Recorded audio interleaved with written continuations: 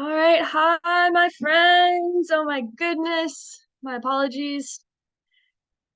Often the best laid plans of mice and men often go astray. Mom, it looks like your video is on, but it's all black. Do you have something in front of your webcam? There it is. Hello. Hi, Kat. Hi, Julie. So glad to see everyone. Thank you for your patience. My deepest apologies. I had really good time management mostly today, and I'm still a recovering late person. And I come to you in an honest ask for understanding and forgiveness. I know being late is selfish and inconsiderate, so I'm sorry. But we're here. We're going to talk about gas and bloating. It's going to be great. We're all going to learn something and hopefully all feel better. If you're catching the recording, doesn't matter that we started late and you hopefully just fast forwarded to this time. So, all right, I have a few slides that I think will be helpful. So my plan was to share my screen, but especially because this is a small group, I definitely want you to jump in with questions. So however you feel comfortable doing that, whether you would like to use the raise hand function on Zoom or just unmute yourself and jump in. Super exciting. Chelsea and Trina and the other Julie and Grandma that are watching this later, also feel free to email me questions after from whatever comes up. All right, I'm going to start sharing my screen. Dun, dun, dun. We want this one. Want this one. We want this one. All right. Y'all see this? Somebody could give me a nod, a thumbs up. Great. Do you see the full screen version or do you like see my Google Slides version? Full screen version. Looks good. Okay, awesome. Well, this is us. We are here. To even set the stage, I think all of you have some familiarity with Ayurveda, but just really to share why this practice, why it's the best answer to this problem, and why hopefully, if not already, you're excited about what Ayurveda can do for you. So I hope you can't hear my cat meowing in the background. Zoom etiquette to show you my cat. So this is Mika. She has a really funny meow. She wants my attention right now.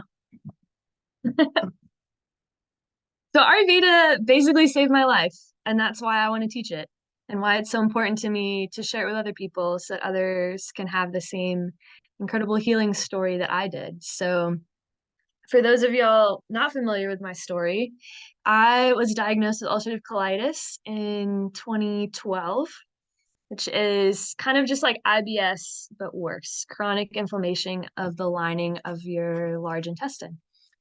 And because of my absolutely wonderful, lovely mother, rushed me off to the best gastroenterologist money could buy.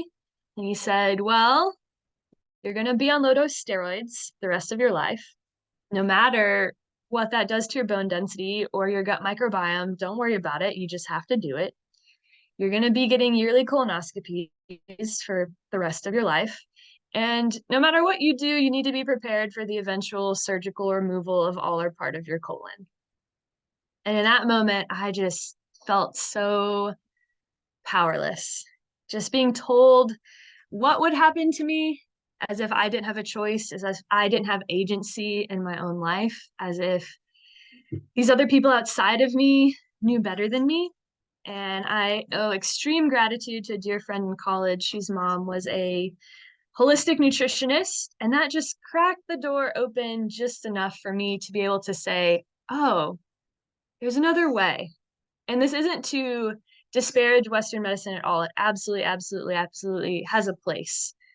You best bet if I fracture my femur, I'm going to the emergency room and I'm not taking some herbs about it. But for chronic autoimmune sort of stuff, long-term illness, we have this ancient wisdom that's been around for thousands of years that says, this is time tested. This is wisdom that's been passed along for generations and refined and understood, and there's merit to it. So I really hope that through the understanding of this particular issue from the Ayurvedic lens, maybe that could open your eyes. And even if Ayurveda isn't the answer for you, just knowing there are other options out there, and we're all about healing and we're all about health. So it doesn't matter if Ayurveda is your answer or not. What matters is you find what works for you and you find health for you, because that is my wish for every human being on the planet. So Ayurveda in particular worked for me because it says digestion is the root of all health. That made a lot of sense to me, figuring out how my digestion works. And so that's why it's the best answer, in my opinion, for things about gas and bloating and constipation and diarrhea and upset stomach. I mean, if you just sing the part of the Pepto-Bismol commercial, that's where Ayurveda can really, really thrive. So I hope this helps all of you, because we're not really taught a lot of this in our modern day culture. And a lot of it is really intuitive, getting back in touch with your body, serving it, working with it instead of against it. And there's some really small, easy to implement changes that can make a huge difference. So if you want to encapsulate the science of Ayurveda into a nice little nutshell, it's holistic, it's individualized, preventative medicine from ancient India. So we know Ayurveda, we know the lens through which we're viewing this, which is going to seek to address the root cause, treat and heal the root cause instead of putting a Band-Aid on the symptoms. So that being said, you're here, you're obviously experiencing some level of discomfort, you're frustrated, you've probably tried some things that haven't worked, and I know exactly what you're going to do. Two options. Option A, you're either going to be really, really excited and you're going to take the 20 recommendations that I give you in today's talk and you're going to try and do all of them overnight. And then you're going to be frustrated when you can't keep up the change of 20 new things all at once, and then you're not going to do any of them. So you're going to go out of the gate way too hot because you're really excited right now. You have answers. You can finally find relief. You can feel better. You're going to try and do all the things, end up running yourself into the ground. You're going to do none of the things. Option B, you're here, you're excited, you want answers. You're going to take away from this presentation and say, I have the best of intentions of doing something differently, and you're not going to do any of it. You're going to say, oh yeah, I should go back to that presentation that Kimber did. Oh yeah, maybe I should try that thing, and have zero actual follow through. So I say this lovingly. I worked with enough folks to see you probably are going to go to one camp or the other. You probably can self-identify now and know which way you might fall towards. So I encourage you to know this is a step. You don't have to be perfect at it. You don't have to do all of it. And look for that middle ground. Look for that place of picking a few things that feel easy to implement to you, things you're drawn to, things that feel sustainable, things that don't feel like a chore, but you're like, oh yeah, I could do that. Don't feel like you have to do all of them. And don't sit on this not doing anything for the next month or 3 months and then call me out of the blue and be like, oh my gosh, my shit is wrecked. I need help. And I'll be like, well, have you been doing any of the things that I told you about doing? And you're like, no. So I have faith in you. I'm here to support you. I have a Facebook group. I have an email list. I have places that can keep you engaged and excited. That's your job. My job is here to drop a bunch of great knowledge, a bunch of inspiration, what we're going to do. So, game plan for the evening.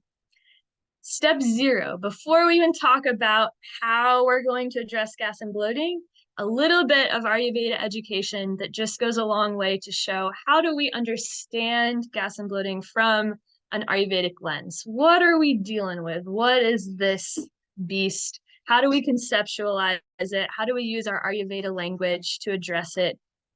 Put on our Ayurvedic glasses, set the stage. Then we'll go to the stuff that you really want in the moment relief. You're feeling awful. It's like 6 p.m. and you look like you have this just huge bloated belly. You try to go out for a nice drink with a friend. And you're like, oh my gosh, don't take my picture. I'm self-conscious. My belly looks so big. Or you get those awful, awful gas pains that just hurt so bad. And all you want to do is poop and you can't poop and you can't fart. And you're just uncomfortable. So if we'll start there, that immediate relief of what to do in those moments, get you out of that discomfort short term. But this is Ayurveda we're talking about, and Ayurveda is all about addressing the root cause, healing the thing that started this imbalance in the first place, so you can prevent yourself from ever having to experience those symptoms, which is the whole point. So, give me 1 second. I'm going to tell my dog to be quiet. Hey, yo, Press. This is like a very inopportune time to be barking.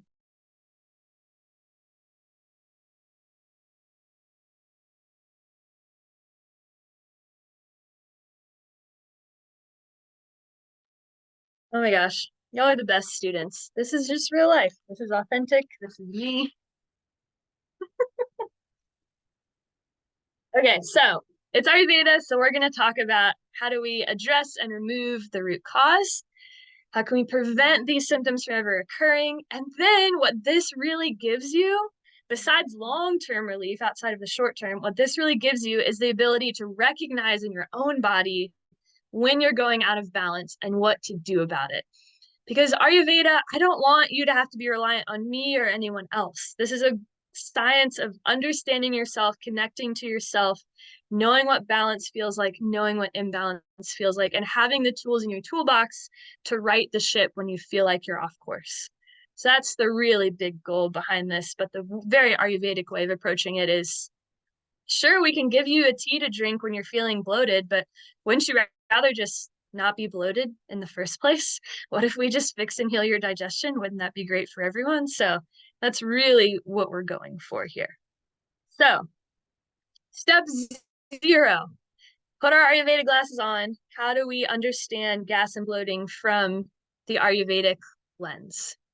Ayurveda is all about reattuning us to, how do I make this big again? Here we go. Nature's rhythms, and the way that we are just a microcosm of the macrocosm.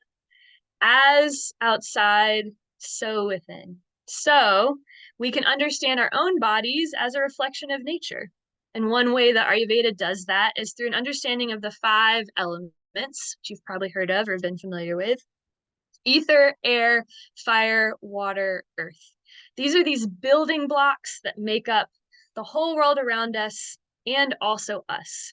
So if you're familiar with Ayurveda at any level and understand the doshas, Vata, Pitta, Kapha, this is even like a step bigger than the doshas. These are the building blocks of the doshas. If you're like, I don't know what a dosha is, don't worry about it. Forget that I ever said that. So we have ether, air, fire, water, earth. All of these are necessary and important and play really critical roles in our bodies. And there can be too much of a good thing. So imbalance is when you have maybe an excess of one of these elements in the body. So pretty straightforward. Like I said, Ayurveda is super intuitive.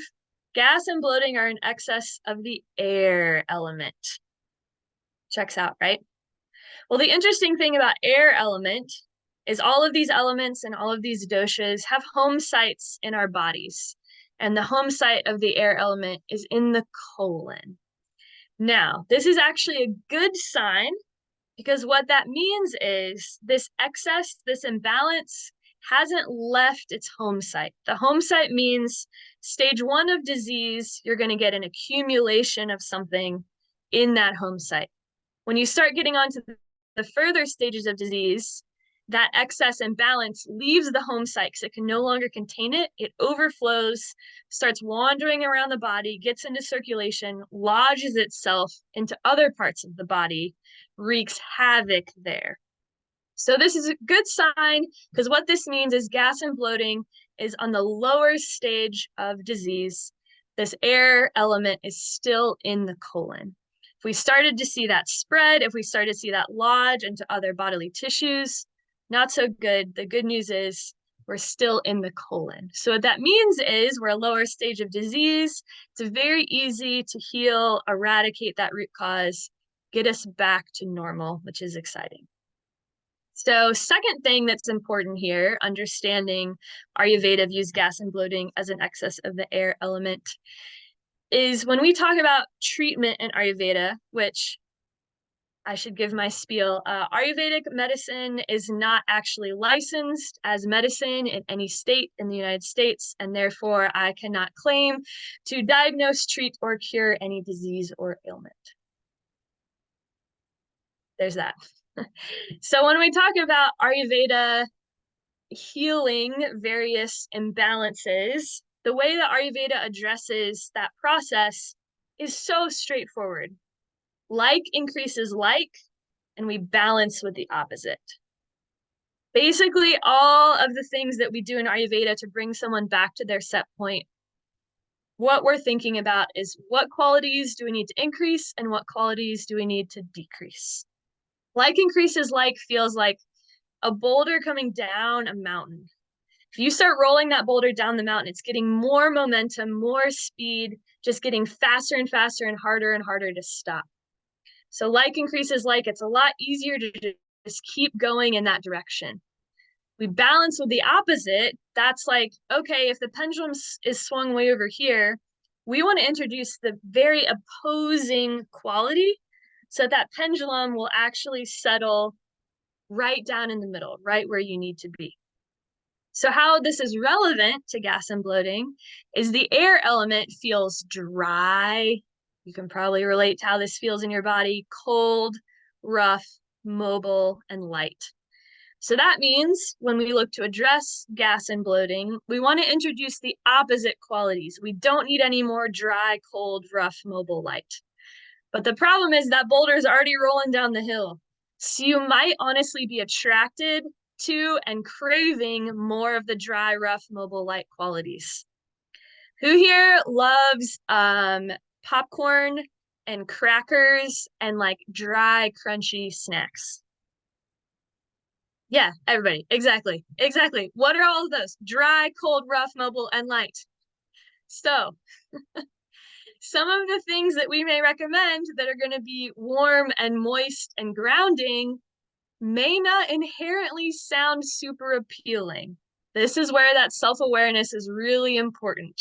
You're having to introduce that opposite quality to get you back to the middle. So I invite you to think about how that shows up throughout this presentation and always come back to just those qualities. What does it feel like? Any questions here? Yeah, go ahead. You want to unmute, Julie? There we go. Oh, I accidentally muted you again. Sorry. That was me. Try again. There we go. Hi.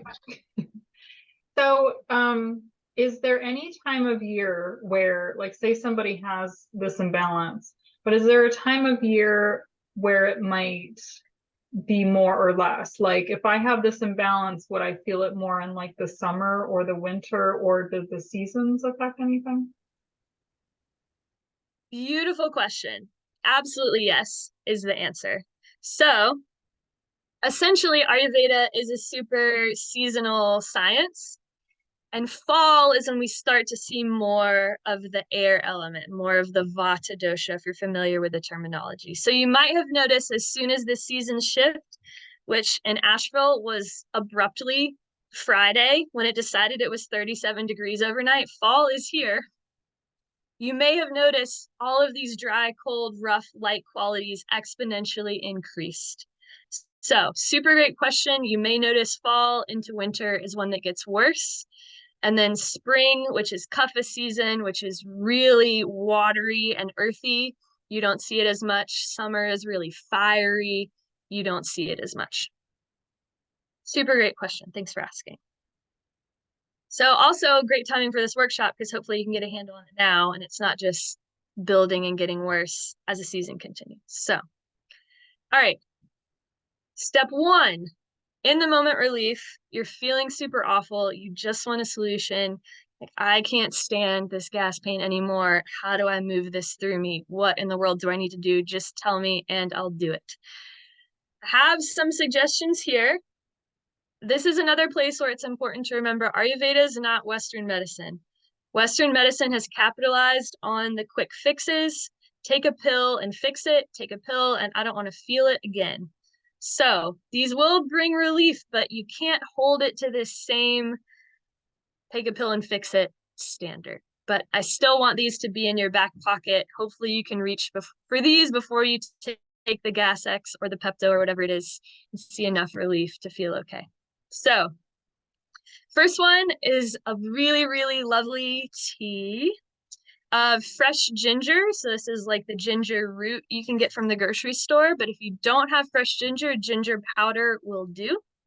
We're talking like a 1/4 inch piece. I like to cut that into little slivers. You can also grate it up if that makes more sense to you. However makes your tea happy. We're going for 1/2 teaspoon of fennel seeds and then 1/2 teaspoon of cinnamon. I've done this both with just like the cinnamon sticks or the powder as well. That one's not as important. And then if you have it, licorice root powder. So a lot of these things I know are not super common in the American kitchen. What I would recommend is definitely it's worth having some fennel seeds around. We'll talk about that later, that's also another remedy that can be really helpful. So I would say definitely if you're gonna purchase some things, fennel seeds would be higher on the list. And I'll share at the end of the presentation, I super excited for y'all. I'm now a referral partner with Banyan Botanicals, which is my favorite supplier of Ayurvedic products. So I can get you a discount, 15% off your first order if you use my link and my code. And they also have all of these things, but most local health food stores have these, a Whole Foods and Earth Fare, something like that, a Fresh Market. You can find these things more readily. The fennel seeds look in the spices section. So should you crush the fennel seeds first? For a tea, I would not. I think for a tea, having the bigger pieces is going to be easier to steep, and it's going to be quicker too if you're feeling miserable and you're like, oh my God, I just need to drink this as soon as possible. So also for the licorice root powder, I never keep fresh licorice root around, but if you want to get super excited about it and can find fresh licorice root, you can also do that fresh, but that's not something I've experienced with. So the tea, that's my go-to. I put it top of the list when I'm experiencing these symptoms. That's the first one that I want to try and does work really well. Also, just moving your body around a little bit to help physically actually relieve the gas from your intestines, putting your body in a different shape, unkinking your intestines, letting the gas actually pass and move out can be really helpful. So some quick, easy yoga poses is just knees to chest gas relieving pose. I've actually heard this called. So if you're lying on your back, just bending your knees, hugging your knees into your chest, let her rip. Also from your back, if you have your knees bent, just letting both knees fall to one side, just a nice simple twist. So your shoulders are flat on the ground or the mat behind you, but your knees are twisted off to one side. If you have different twist variations that you like, those will work too. That's another one, just kind of put your intestines in a different configuration to hopefully help move some stuff through. Then we have our yogi squat. So this is just this. It's okay if your heels don't touch the ground. You can roll up a blanket and place it under your heels. You can also take a yoga block and place it under your sacrum should you need. But just letting the pelvis be heavy and move downward is what we're going for here. And I teach at Weaverville Yoga, and I've taught a whole yoga class sequenced around this down and out energy, this releasing energy. So I linked that for you here. Everyone will get access to these slides after the presentation. So this class is recorded, and this link will bring you to the Weaverville Yoga video library where you can go watch the recording of that class. So that one's about an hour long, I think. But if you just, even if you're not having a super bad gas and bloating day, if you want to take the class just to get an idea for more of the poses, more of the energetic work, more of the breath work, if you want a more in-depth experience, that's a super great resource. And you can watch that class for free. You don't have to be a member of Weaverville Yoga to access that recording. So quick and dirty version, try a couple of these yoga poses. If you want a longer experience, take the whole hour-long class. Lastly, we're going to talk a lot in step 2 about our Agni, that's that Agni word. That is Sanskrit for our digestive fire. Care and tending of your digestive fire can both prevent and alleviate a ton of digestive problems. As we go back to that just pillar of Ayurveda, digestion is the root of all health. So care and tending of this fire is going to serve you well in so many realms. So simple, easy way. I know it seems so simple and you're like, really? But really, walk.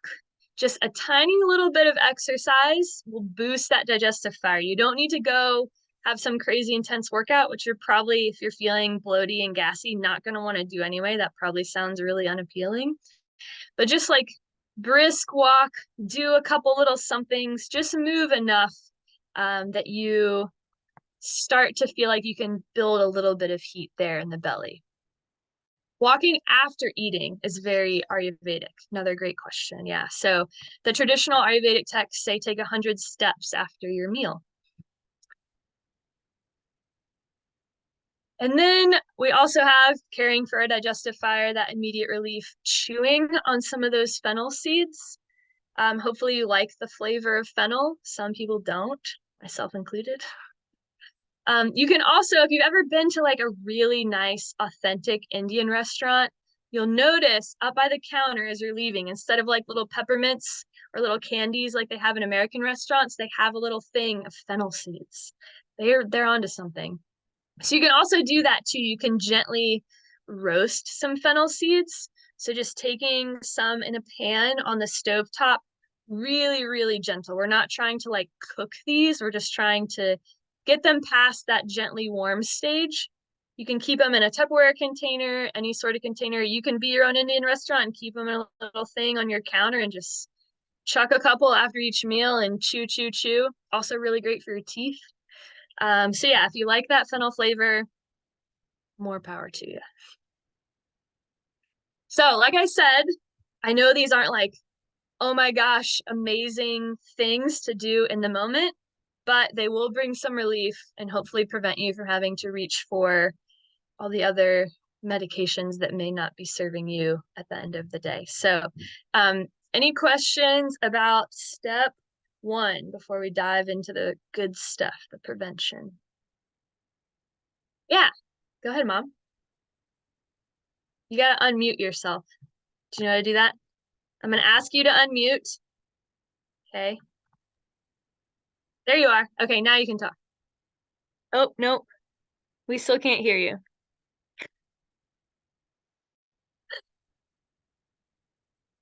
Did you give Zoom permission to access your microphone, like when you first started the thing? You can also type it in the chat. Do you know how to get to the chat? I don't mean to insult your intelligence. I'm just trying to be helpful.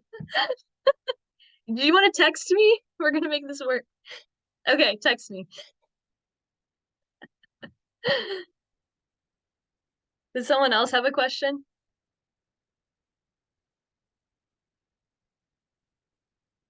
All right, cool. How much fennel and do you swallow it? Great. So just like, what would that be? A quarter teaspoon. It doesn't have to be a bunch. When I've done it, I've spit them out because the fennel's disgusting. But if you like the fennel seeds, you can swallow them. But I think most people probably spit them out. Yeah, I mean, it's kind of weird, just seeds. So yeah. Just take just like when you're cooking and they say the salt should just be right here in the base palm of your hand, just like a little. Yep, yep. Yeah, and I know you already have fennel seeds because you've been making your CCFT, which we're going to talk about. So yeah, nice. Okay. Step 2, the big stuff. Oh, why didn't that change my slide? There we go. Okay. So remember what I said earlier. Don't come out of the gate too hot and try and do all the things. There are literally 10 things on this list. If you did any one of them, you would be helping. Don't feel like you got to do it all. But we'll go through each one, break them down, say who in particular each one would be most effective for, go from there. So remember what we're doing here is we're addressing that initial cause of imbalance, that excess air element, that excess vata dosha. Let that imbalance leave, prevent the symptoms from occurring. So another tea, because I feel like folks like teas and they do work. It's a great way to have your herbs. Dashamula, that one is one of the Sanskrit words that at least is pretty easy to pronounce the way it's spelled. Dashamula translates to 10 sticks. So it's a combination of a bunch of different herbs. And this is one you can get through Banyan Botanicals. If you'd like to use my link, the Ayurvedic Institute, where I graduated from, also has it online on their website. If you're local to Asheville, the Ayurvedic Institute might also sell it in person at Asheville Yoga Center. I'm not 100% sure, but they also might have it at Radha, the Indian grocery store. So Dashamula is great because it is Ayurveda's best antidote to dryness. So dryness in the colon, dryness in the skin, anywhere we see dryness, Dashamula is what we reach for. So you can make it in a tea. It's also really lovely. Now this sounds random with raisins. Don't know why, but it makes it kind of less of an herby taste too and gives you a little bit more of that sweetness. So you can soak the raisins in water and then use that water to make the tea. You can just add the raisins after you've steeped the tea and it's cooled down a little bit. But you want to steep this for about 10 minutes. And we're looking for, if you have the fresh cut herb, which is pretty unlikely, maybe like a tablespoon. What's more likely is you'll probably be purchasing the powder, and then we're just going for a teaspoon in a mug of water size. You can do this a couple times a day. If you end up deciding that you want more Ayurveda support and you really want to dive into this and see how individualized it can get, something that I have recommended to clients in the past and used on myself before is actually Dashamula in a rectal suppository. Treat the area that needs the help. And if the air is in the colon, let's put the medicine in the colon. I know Ayurveda is weird until it's not. It's got all these crazy counterculture things, but they work and you think they're crazy and insane. And then once you do them, you're like, oh, yeah, okay, I could keep doing that because that worked. So ancient wisdom, it's been around for a while. This isn't new age, hippie, woo-woo spirituality stuff. This is rooted, seated, has a history. So I think enemas are one of the things that really, really helped my colitis mostly. So that's number one. Number two, another great herbal formula is Hing Vashtak. This is like fire starter for your digestive fire and also super great specifically for that air in the colon. Another one we just always reach for when we're talking about gas and bloating. So a couple different ways that you can use your Hing Vashtak. You could take this in warm water before or after your meals, like half a teaspoon at a time. This is going to help kindle that digestive fire. It's also going to help burn undigested toxic sludge. You can also, do you have some? Is that what you went to grab? Avipatikar, different one. Yep. That one is for fire. That one's like acid reflux, indigestion. Yep. This one, it's a great point though. The Hing Vashtak can be super heating. So if you're that fiery person that has a lot of acid reflux, indigestion, gets red in the face, gets migraines, acne, diarrhea, things like that, you want to be careful with Hing because Hing Vashtak has a lot of that heating quality. She had Avi Patikar. Another great one. There we go. So yeah, if you don't want to take Hing Vashtak as a tea before or after, you can also just sprinkle it on your meals. Just a little bit. You honestly won't really taste it. It won't really affect the flavor. And that's an easy way to just get it in your system. A lot of the Ayurvedic herbs aren't really tasty, but that's because they're medicine. So that's kind of one way where Hing Vashtak lets us cheat a little bit. For some reason, the flavor is just not as profound or intense with food as opposed to dissolved in water. So if you were going to pick just a couple off of this list, I would say Dashamula and Hing Vashtak. Definitely they're number one and number two for a reason. Pick one or both of those if you want to start there. Definitely have those as some of the big players in your toolkit if you're thinking about which ones you want to implement. Also, number three, we're talking about Ayurveda as a seasonal science, a rhythmic science. It's got this seasonal nature to it, but it also talks a lot about our daily rhythm and routine. Kind of the first people talking about our circadian rhythm and how important that is, which has gotten really popular in modern day culture, but they knew about in ancient India thousands of years ago. Dashamula tea. I would drink that after eating, a little bit away from meals. You can also do it before bed. Great question. So if you're thinking about how to get back to this circadian rhythm, Ayurveda would say ideally you're having a bowel movement completely and fully right there in the morning, within maybe an hour of waking, and then maybe another bowel movement after lunch, perhaps. I know for a lot of modern Americans, that is not what they experience. So don't think that you'll have to be able to change this overnight or that's something you have to fix immediately. But a really simple way to just start training the clock of your intestines, trigger that peristalsis, that movement through your intestines, moving the fecal matter out, is just drinking a glass of warm water first thing in the morning.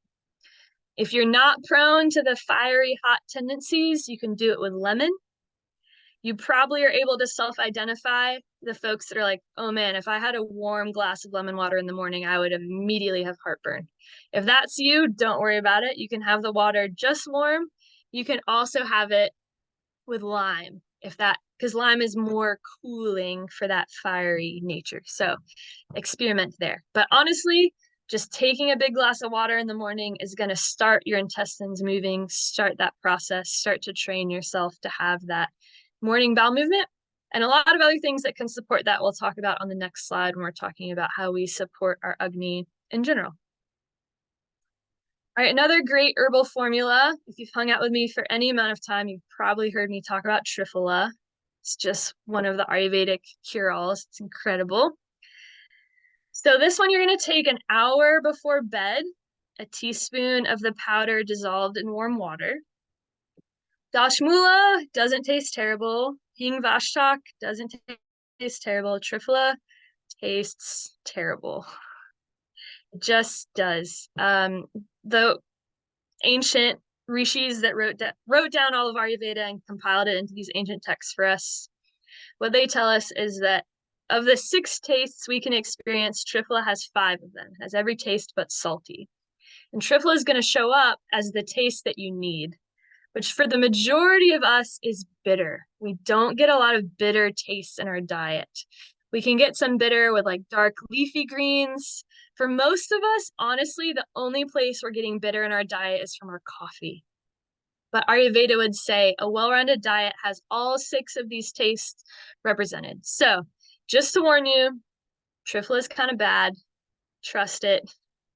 It's 3 dried fruits. It's not going to hurt you, no matter how bad it tastes.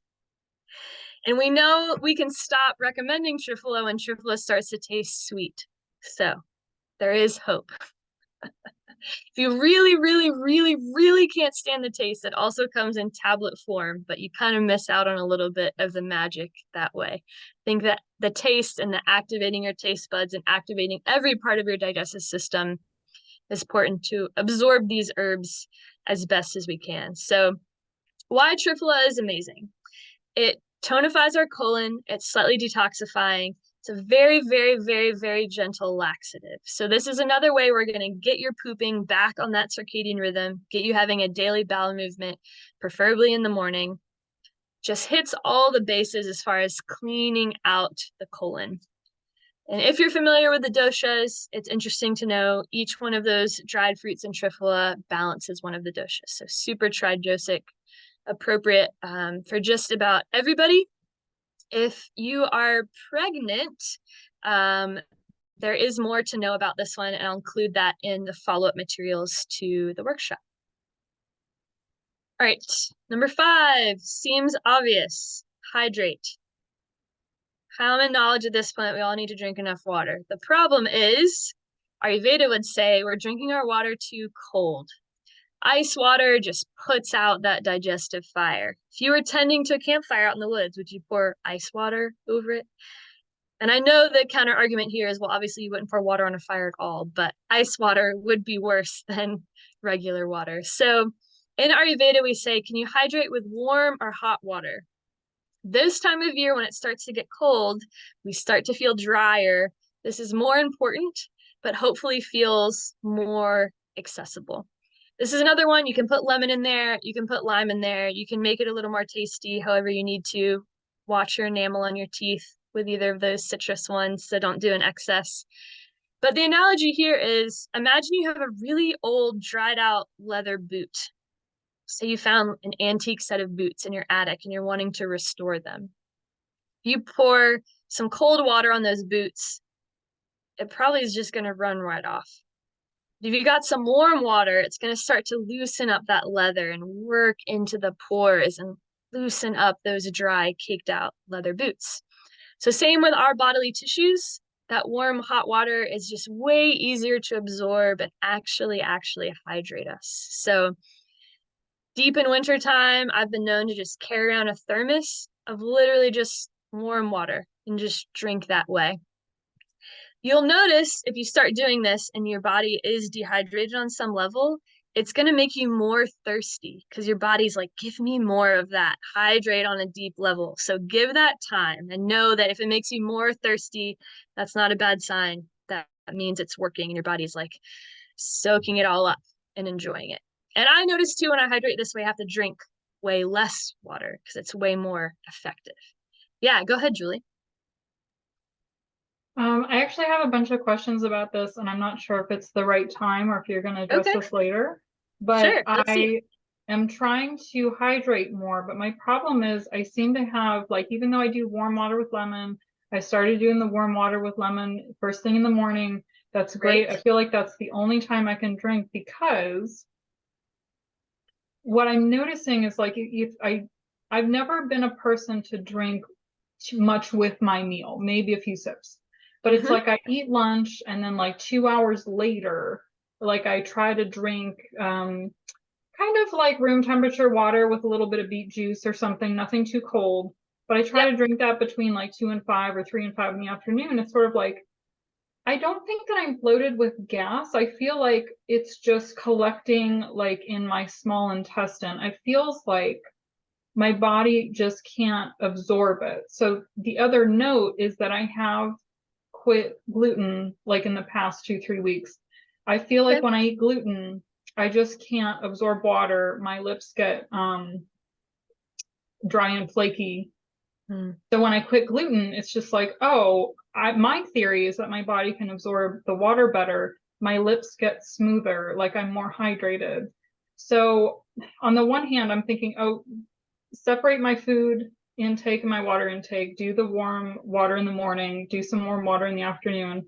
But that's kind of it. It's like I'm only really getting 32 ounces of water a day, if I'm lucky, still looking 6 to 7 months pregnant because it's just so much water. It's just, I feel like my digestion is really, really slow. So perhaps everything you've talked about, if I work on these things, I can start to kind of move the digestion along. Maybe I won't have this issue, but it's sort of my question of like, or do I just sip all day? Like my intention is there. I can have a glass of water, I can drink it, I can make sure it's warm, but it's like it just sort of like my stomach gets big because of the water.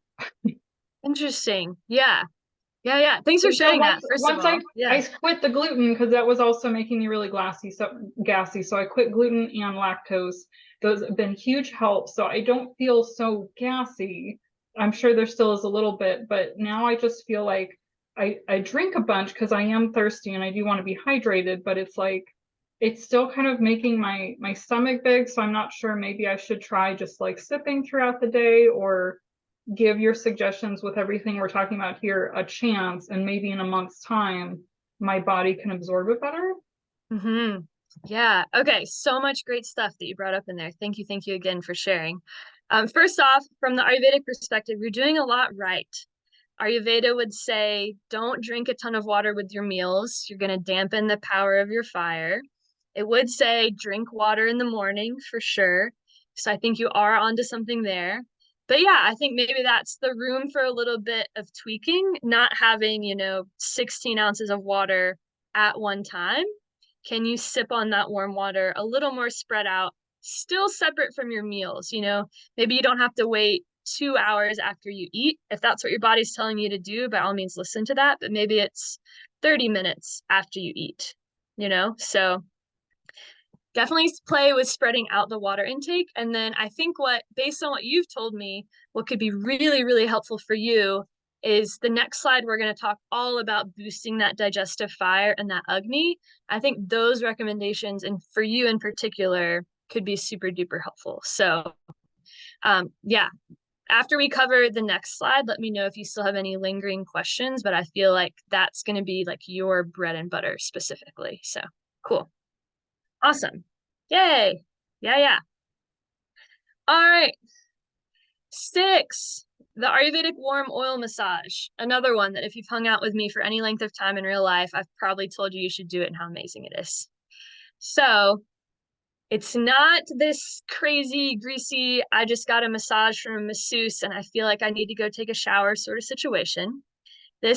Can be daily or a few times a week, maybe like 2 tablespoons of oil max. The benefits of this are we're actually helping our body stay more hydrated. We're creating this nice protective barrier on our skin, which is a little bit detoxifying. The biggest organs, the ways that we absorb toxins, are actually our lungs and our skin, believe it or not.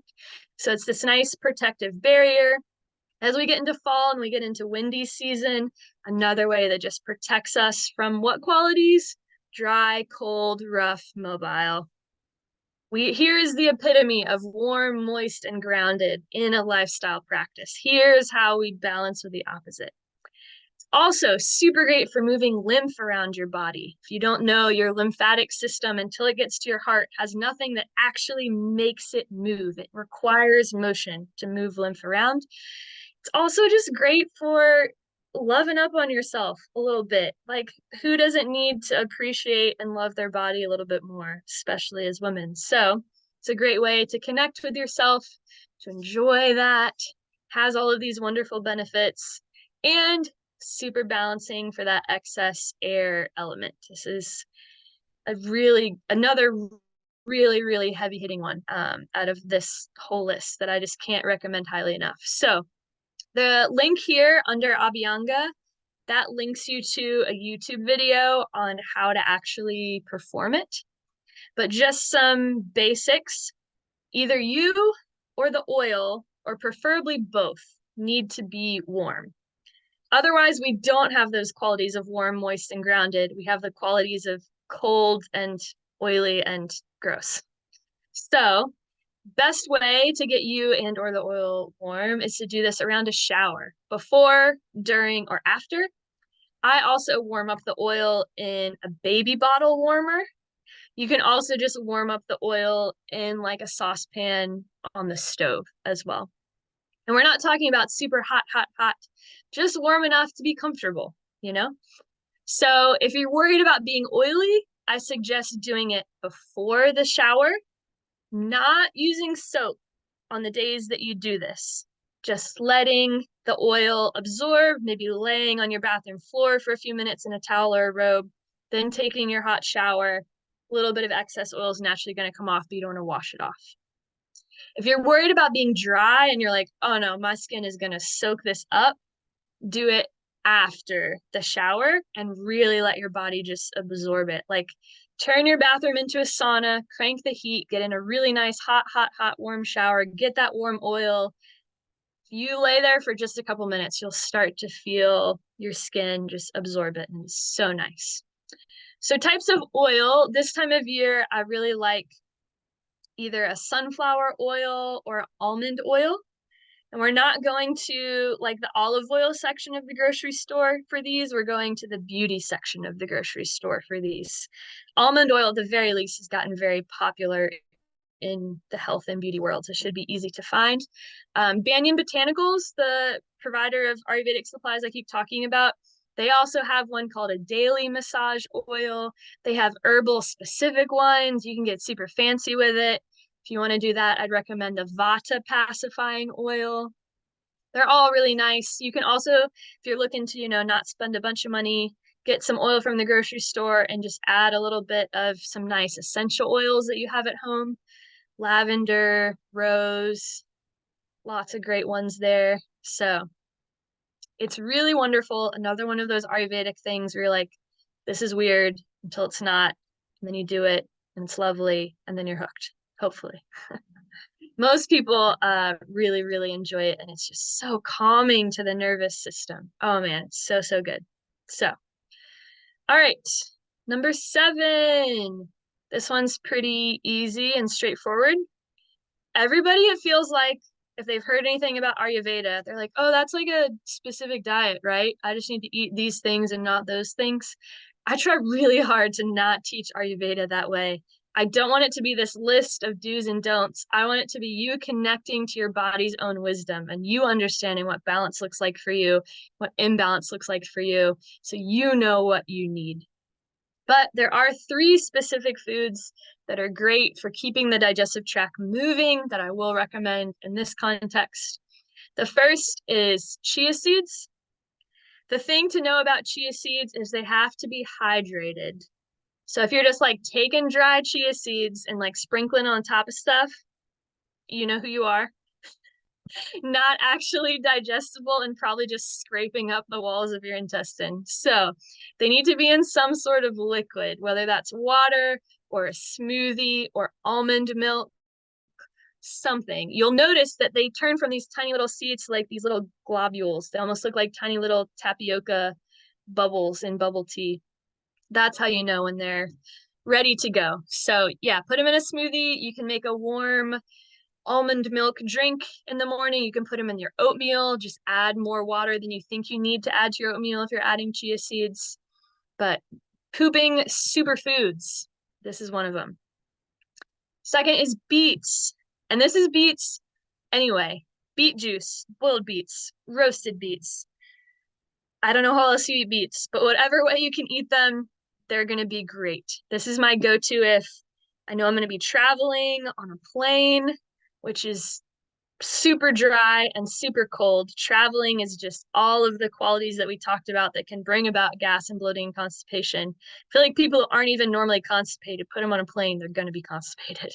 So beets are my go-to, eating those the night before I leave, trying to get some beet juice or something when I land. Yeah, super, super great. Beet juice, yeah. Warm water. Oh, that's awesome. Super great. Yeah, just making a little beet juice mocktail out of it. Love it. The last one is cooked apples. So important things to know here, you want to keep the skin on. It's the pectin in the skin that's actually what's doing the hard work here. So apple season right now, you can chop these up and just put them in a pan in the morning with some ghee, just kind of like lightly fry them up in the pan. So good. Even baked apples, good. Apple sauce could also be great, but you want to make sure it was one that was made with the skin on. And I feel like that's kind of hard to find if you're buying applesauce from the store to know if the skin is on or not. So just something to be aware of there. But yeah, when I'm calling in the big guns to make sure I have a poop, this is who I'm calling on. Pooping superfoods. We can all be pooping superstars. We can all be gold star poopers. This is my other hope for the world. Great. All right, number 8, where all of you are gonna check out and be like, are you freaking kidding me? Because if you have gas and bloating and constipation, you might be one of those people talking about like increases like where consistency and routine are totally unappealing. You probably like to be on the go, you probably like to be moving, you probably are a little more of the spontaneous type. So if we're talking about getting that circadian rhythm back on track, if we're talking about how do we balance this excess air, this excess movement, having just some doesn't have to be everything. I know it seems really boring to feel like every day follows a routine, but just having some pillars, some pieces that give your nervous system some predictability, some reliability. So if this feels like a huge ask, is there just one meal a day that you can have around the same time? Can you have your breakfast around the same time, or your lunch around the same time, or your dinner around the same time?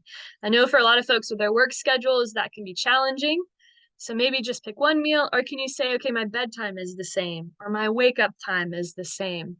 Just having some piece of consistency goes a long way as well. Open back up the chat. Yes. And then exactly like you said, Julie. So like increases like isn't always a bad thing. Like increases like we can use to our advantage. When we start pushing the boulder down the hill in the direction we want to go, we pick up momentum and that consistency becomes easier and easier because we start to want more of those things because the like is increasing the like. So it's a super good point. We're just trying to say, how do we get the boulder rolling down the side of the hill that we want? The side that serves us and prevents imbalance. So great. Julie brought this up earlier, but paying particular attention to fall season is number 9, because that's when these things are going to start to creep up. We have more of that air, more of that space element coming in. Outside feels dry and cold and rough and mobile, so we inside are going to feel more dry, cold, rough, and mobile. This link here goes to a YouTube video that I made talking about how to balance for the fall season. There will be some repetition to what we talked about tonight, but just another nice little refresher, like a 10-minute video on just what your seasonal routine and lifestyle choices can look like. And then lastly, number 10, we're talking about, okay, why are you dry in the first place? This is the question that Ayurveda would ask. We're looking to address and heal the root cause. Why is there dryness originally? And this may not be an easy answer, and that's totally okay if it's not, but just something to think about. Is there something in my lifestyle that is bringing about more of these dry, light, rough, cold, mobile qualities? Maybe it is, okay, yeah, I have been traveling a lot, or I haven't had a lot of routine and consistency recently, or one that we don't think about in our modern lives, but most of us exist indoors, always exposed to heat or air conditioning, which are both super, super drying in different ways, but both super drying. So thinking about that as well, if you're in North Carolina and you have a wood burning stove and the humidity in your house is like next to nothing, super duper dry. So just being curious and kind of playing detective with where are there other areas in my life where I can see, oh, I can connect the dots here. I can draw this correlation between this might be rolling the boulder down the hill in the direction that I don't want. This is like increases like for more cold, dry, rough, and mobile. How could I change the needle here? If you are in one of those homes where the heater, the AC is always running and it always feels dry, that's where your warm oil massage comes in. That's how you combat that one. And then putting on a bunch of layers once you have your oil on. You don't want to get cold while you have your oil on. That's important. So any questions from this stuff?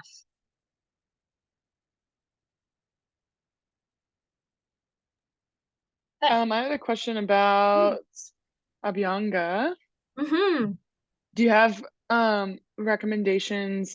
Is there a specific way that you're supposed to perform the massage in terms of like starting with certain body parts or moving like in a certain direction? Yeah, great question. Thank you. Mm-hmm. So the super, super traditional way is long strokes on the long bones, circular strokes on the joints. The other thing is depending on what you need, if you're feeling more slow, sluggish, like you need some energy, maybe you start at the feet and work up. If you're feeling like ungrounded, anxious, all over the place, and you need some grounding, start up and work down. This also can be really great if you struggle falling asleep at night, which can also get worse this time of year, any sort of insomnia stuff. Even if you don't have time to do the whole oil massage, a little bit of warm oil on your feet, throw some socks on before bed. For a lot of folks, they're out like a baby, which is super nice to have something so simple. And it's so nice. It's so nice. All right. How are we doing? Do we need a brain break? Do we need a bathroom break? Or can we just keep moving on through? I'm gonna count. Was that good? Keep Okay. going.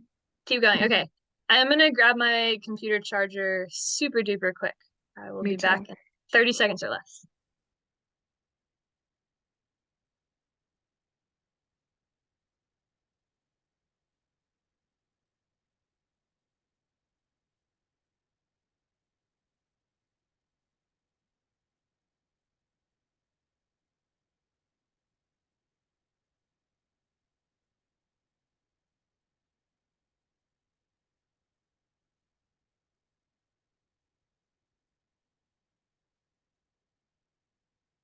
Okay, back.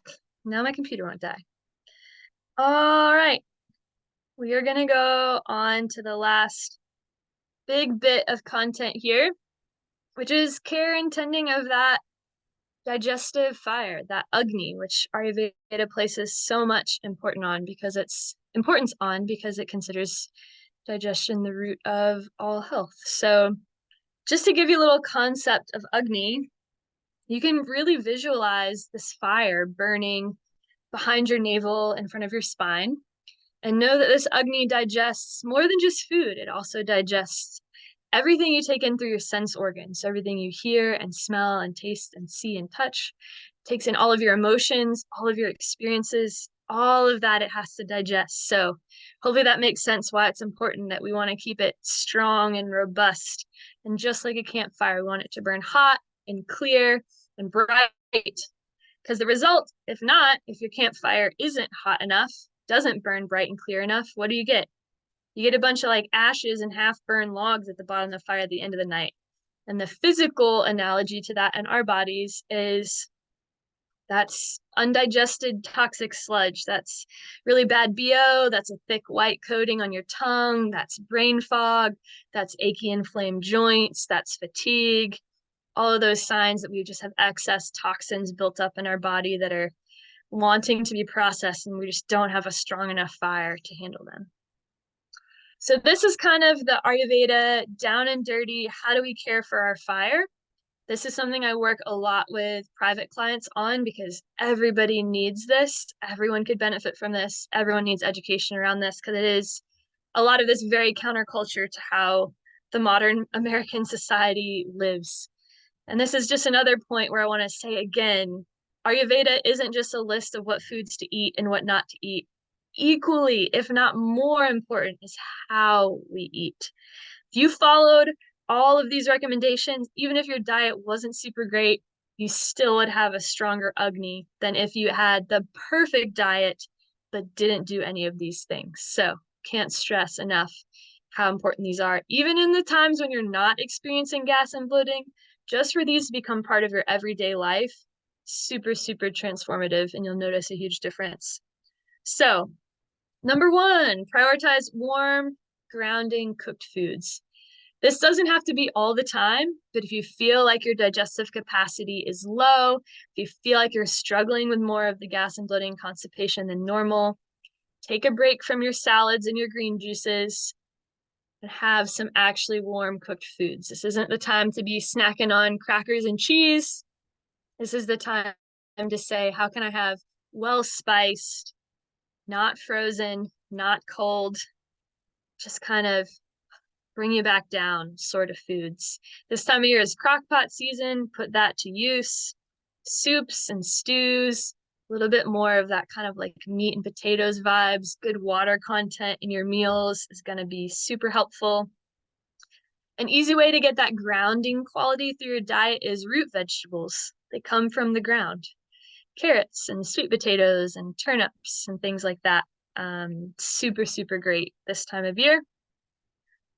So rolls right into the second point. It's not a time of year for raw stuff, and especially if you have the gas and bloating, give your digestion a break. That raw stuff is just harder to digest. Not saying forever, just while you're dealing with this, be easier to prioritize those cooked meals.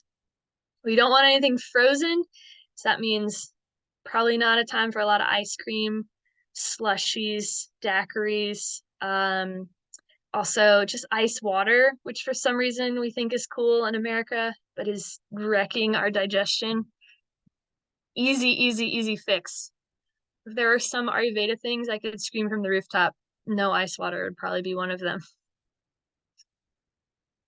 Here's another one that's probably going to be hard if you're dealing with the excess air and the excess movement is eating 3 square meals a day. You're probably more inclined to just graze, just snack, just eat a little something when I'm hungry and then eat a little something. And oh, I just had lunch a couple hours ago, but I'm gonna eat another little just something that's just here. So just think, which direction of the hill is that boulder rolling down? It's rolling down the like increases like of not being regular or consistent. We want to roll the boulder down the hill of predictability. And our digestion wants to work really, really, really hard and take a break. So really traditional Ayurveda says eat your meal, 5 hours later have a meal, 5 hours later have a meal, nothing in between. As Americans, our blood sugar is not ready for that. So this is another one where you don't have to change this overnight because you would be hangry and you would crash and you would feel not super great. So it's just something to have awareness of. Are you snacking because it's convenient? Are you snacking because you're bored? Are you snacking to numb some emotion? Are you snacking because you're actually thirsty and you're misinterpreting your body's cues? None of this is to guilt or shame anyone. It's just hopefully to bring some awareness around why are you eating? And sometimes when you realize why you're eating, you'll eliminate a lot of the times that you want to eat.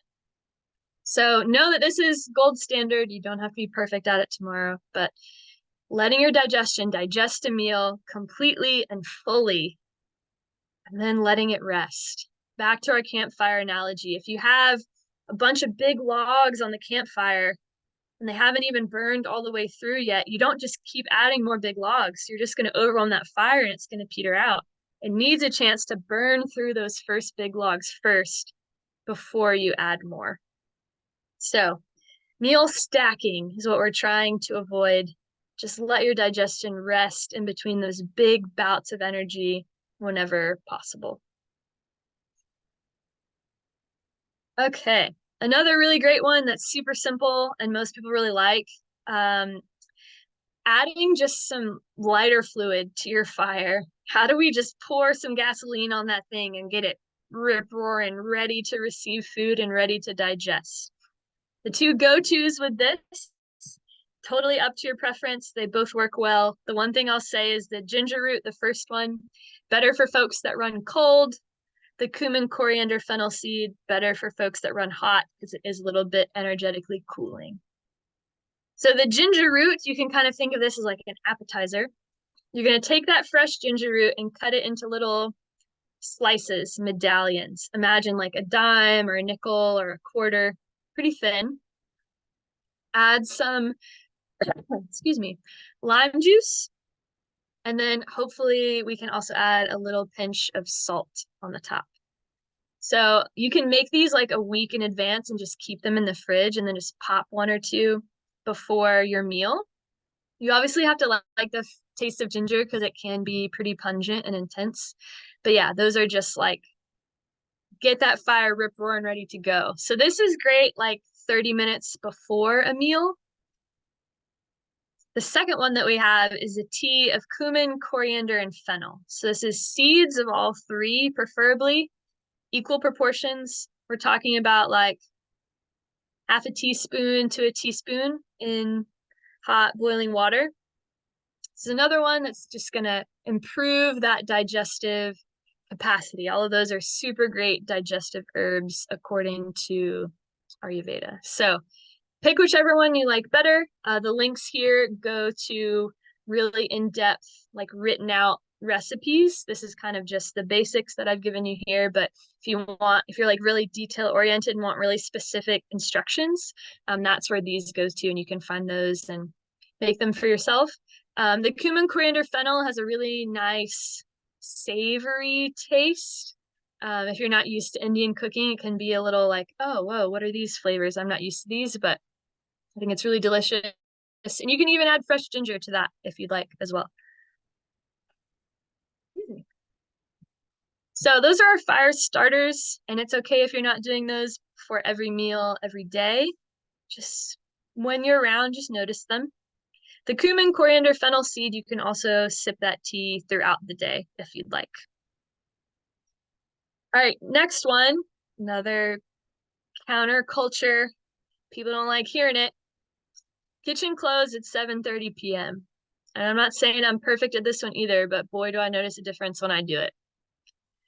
Our digestive fire mirrors the sun, so it's strongest in the middle of the day. So traditional Ayurveda would say have your biggest meal at lunch. Have dinner be kind of an afterthought, an earlier, lighter dinner. So we're not overloading our digestive fire when our fire is like wanting to go to sleep. Having a big, heavy meal of meat and potatoes at 10 p.m., you feel like crap the next day. You don't sleep well, your face is all puffy, you're just like groggy and gross, and maybe have some brain fog. You just didn't digest it. That's all. So adjusting the timing of your meal, if you can, eating earlier makes a huge difference. If there was another thing I could scream from the mountaintops about Ayurveda that our modern culture gets wrong, it'd probably be this one. And I get the beautiful, amazing idea of coming together as a family and saying, well, maybe the only time we're all home and can finally eat dinner is at 9 p.m. I wonder if there's a way you could rework the schedules in your lives so that you could still get that connective time. Maybe it's not over dinner, but having a way to eat early. Just don't take my word for it. Go try and experiment and see what a difference it can make for sure. So just helping out your digestive fire so much here. And then you're giving it more of a break. If you eat dinner earlier, by the time you eat breakfast the next day, you've extended that fast period, which is just the most beautiful reset button for your digestion that we know about. So check that one out. Proper food combining. I don't have a ton of time to talk about too much, but if you're interested, let me know and I can send you a really great resource on it. The big takeaways are not eating fruit with other foods. Fruit is essentially a simple sugar. It's glucose. It's going to break down super quick, want to move through your digestive tract super quick. So even our best efforts, we're like, oh, I'm going to have fruit as a healthy dessert instead of sweets. That fruit juice gets stuck behind that bigger, heavier meal and just starts to ferment and can add to that gas and bloating, which is not great. So fruit as a snack or as an appetizer, 20, 30 minutes before a meal is what I recommend. It's a big one that I see. And then lastly on this list, talking about how do we care for our digestive fire, another one that I see a lot of folks do that we're not taught, is they eat and they're like, okay, now I'm going to go take a shower. Or they eat and they're like, now I'm going to go to the gym. Or they eat and say, now I'm going to roll in the sheets with my partner. Think about it. When you're digesting your food and it's in your stomach, all of your body's blood flow is centered on your stomach. All of these other activities are asking blood flow to go to other parts of your body. So you're limiting that digestive capacity by diluting the power of how much blood flow you can actually dedicate to your stomach in that really critical moment of digestion. So easy solution, just eat after those things. I know that's not always, it's easier said than done, but this is another one you don't have to be perfect at. Just experiment, notice how much of a difference it can make. Okay, last couple slides and then we'll finish up with some questions.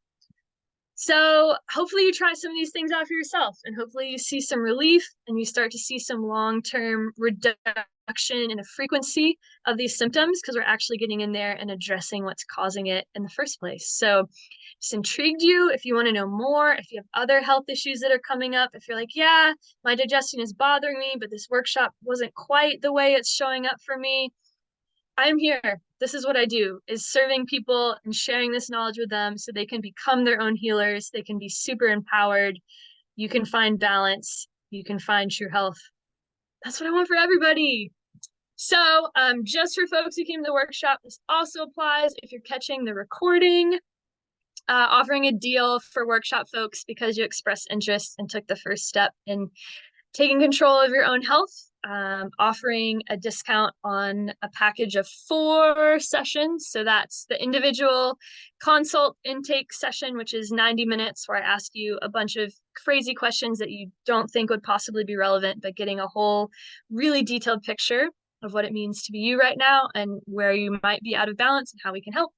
And then 3 follow-up sessions. That's to make sure you actually see results. So I'll get you your own individualized plan. I'll help you support these new habits, because the hardest part is changing your current habits, and I get that. So giving you that one-on-one support and making the change and making it stick will make sure your Agni, your digestive fire, is firing on all cylinders, that it's super happy and pleased. And we'll just take all of the recommendations we talked today and make them more individualized to you, because Ayurveda is an individualized science. So we'll look at your dosha, your states of imbalance, what would work for you, tweaking all these recommendations. Or if it's something else, we can address that too. This doesn't just apply to gas and bloating. This is what you got going on right now that you feel like you are at your wit's end about. What do you not have a good answer for? What symptoms have you been told? Guess you're just going to have to live with that. Those migraines are never going away. They can go away. So that's what I'm here for.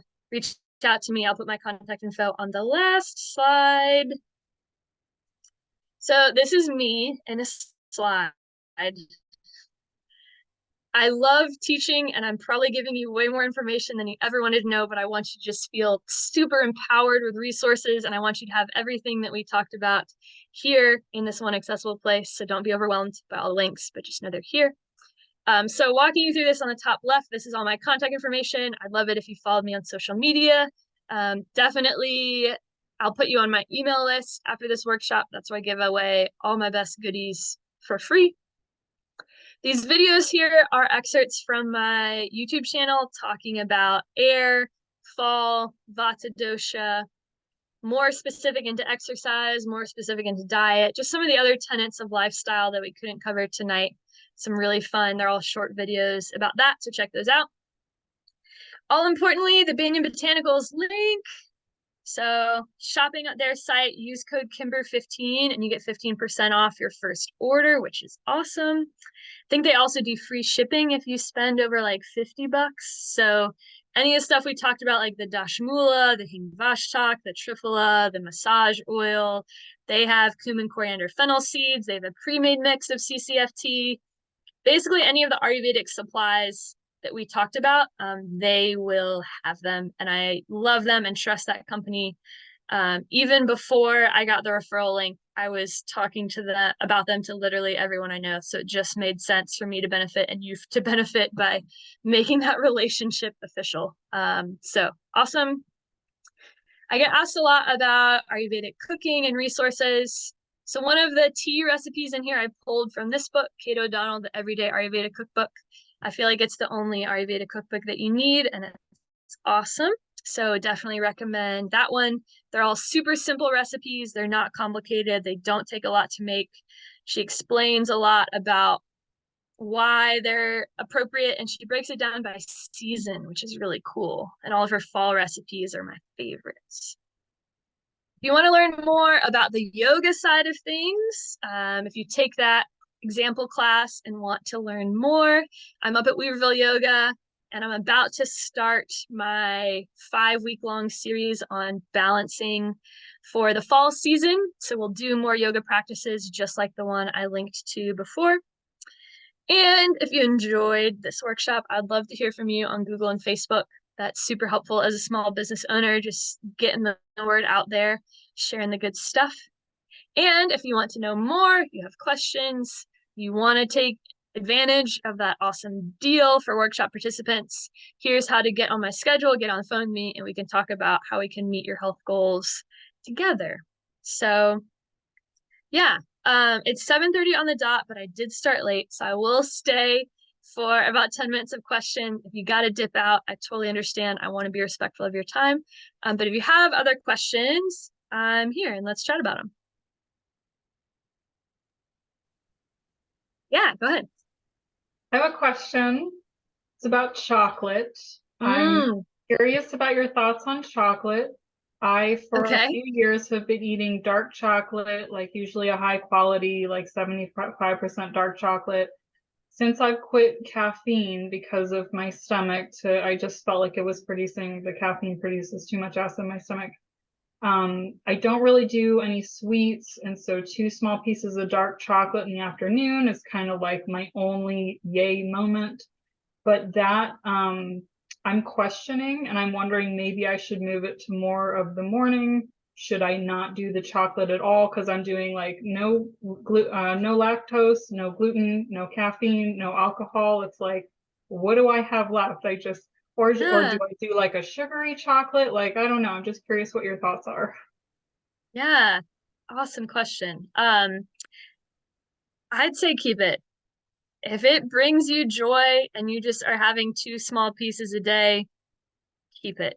Ayurveda says everything can be medicine for someone and poison for someone else. So without knowing your full workup, it's hard to say in particular. But what I can say is Ayurveda talks about those 6 tastes and that we need all 6 tastes for well-rounded diet. So you do need some sweet taste in moderation. The other thing about chocolate is actually it's a really healthy way to get that bitter taste, which is the other one that a lot of us don't get in our diets, especially if you're cutting the caffeine. That bitter taste can be really important. Sweet and bitter tastes are also the most balancing, believe it or not, for that fire, for that pitta dosha. We recommend more sweet and more bitter. So I say keep on keeping on. If you want to make it easiest for your Agni between like 10 a.m. and 2 p.m. was when that digestive fire is burning best, go for it.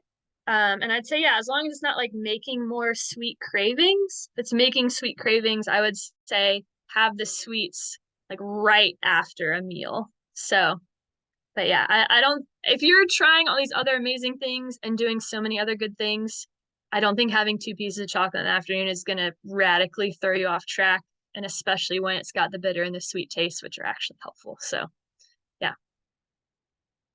You're welcome. Anybody else?